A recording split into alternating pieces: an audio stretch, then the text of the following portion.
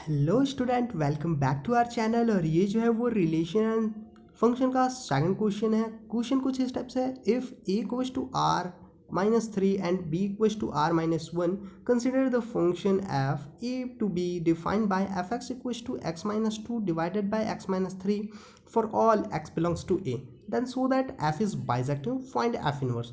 तो यहाँ पर आपको फंक्शन को बाइजेक्टिव प्रूफ करना है और एफ इनवर्स फाइंड आउट करनी है। तो bijective that means 1 plus onto.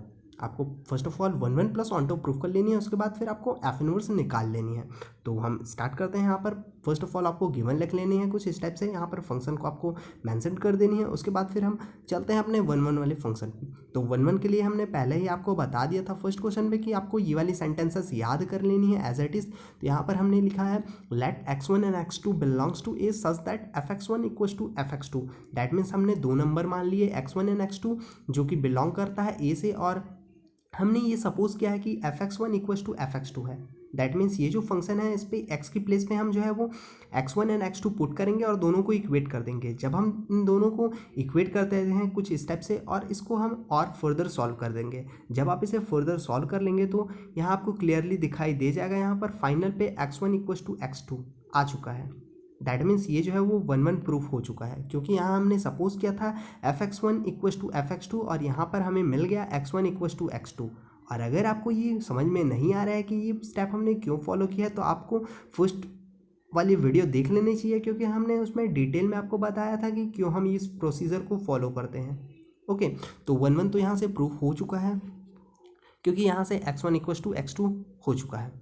Okay, अब बात आती है ऑनटो फंक्शन के लिए। ओके, तो 1 अगर आप प्रूफ कर लेते हैं क्वेश्चन पे, तो आपको 1.5 मार्क्स आपको यहीं से मिल जाएंगे इतने ही प्रोसीजर फॉलो करने के बाद।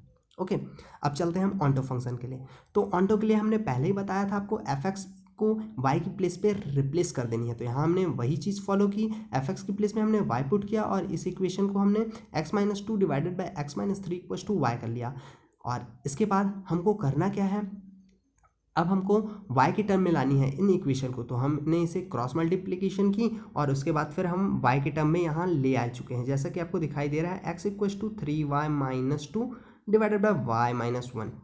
ओके, और इसके बाद आपको करना क्या है, अब ये जो x की वैल्यू है ये वाली वैल्यू आपको इसे फंक्शन पे पुट कर देनी है। ओके, तो नेक्स्ट प्रोसीजर पे हम देख लेते हैं। तो यहाँ हमने x के प्लेस पे ये वाली जो वैल्यू है इसको fx पे हमने पुट किया। तो हमारा fx, जैसा कि आपको पता है हमारा fx क्या था, हमारा fx था x -2 डिवाइडेड बाय x -3। तो यहाँ x की प्लेस में हमने 3y -2 डिवाइडेड बाय y -1 यहाँ पुट किया, और इस इक्वेशन को जब हम सॉल्व करेंगे तो फाइनल हमारे पास y आ जाएगा।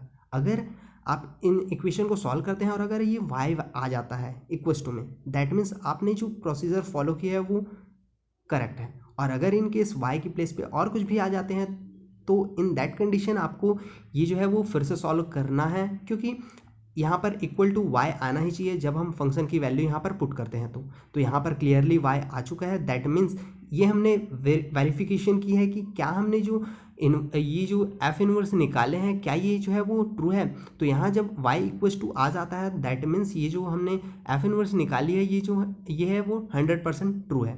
तो उसके बाद फिर आपको क्या करना है, एफ इनवर्स के लिए हमने आपको बताया था कि आपको एफ इनवर्स कैसे निकालना है। आपको y की प्लेस पे आपको रिप्लेस कर देनी है x को। तो यहाँ हमने क्लियरली यहाँ आपको दिखाई दे रहा है, यहाँ पर हमने वही चीज़ की, y की प्लेस में हमने यहाँ x पुट कर दी और यही है आपका एफ इनवर्स। तो अब आप 1 प्रूफ कर लेते हैं तो आपको 1.5 मार्क्स मिल जाएंगे, और जब आप ऑनटो प्रूफ कर लेंगे तो 1.5 मार्क्स आपको मिल जाएंगे। ओके, और उसके बाद जब आप एफ इनवर्स निकालेंगे तो वहाँ आपको 1 मार्क्स मिल जाएगा। टोटल 4 मार्क्स की ये क्वेश्चन थी। आई होप आपको ये समझ में आ गया होगा। Thank you for the watching, keep standing.